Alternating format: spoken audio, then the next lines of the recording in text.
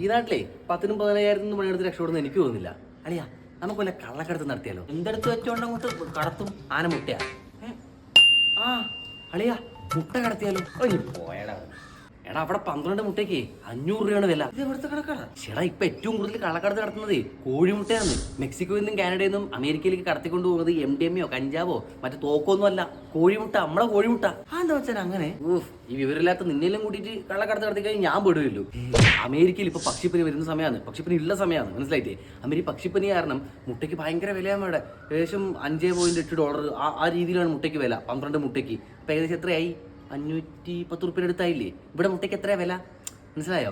അതുകൊണ്ട് ഈ മെക്സിക്കോ നിന്നും കാനഡ എന്നൊക്കെ നൈസായിട്ട് ഒരു കള്ളക്കടത്ത് നടത്തുകയാണ്. നമുക്ക് നോക്കിയാലോ? അമേരിക്കയുടെ ഈ ഒരു മുട്ട പ്രതിസന്ധിയെ കുറിച്ച് നിങ്ങൾ അറിഞ്ഞിട്ടുണ്ടായിരുന്നോ? ഓക്കെ, നമ്മുടെ നാട്ടിൽ ഒരു മുട്ട പ്രതിസന്ധി വന്നു കഴിഞ്ഞാൽ, ഒരു കള്ളക്കടത്ത് നടത്തേണ്ട ആവശ്യം വന്നു കഴിഞ്ഞാൽ, നിങ്ങളുടെ ഏത് ഫ്രണ്ടായിരിക്കും ആദ്യം മുട്ട കള്ളക്കടത്ത് നടത്തി ഡോണാകുന്നുണ്ടാവുക?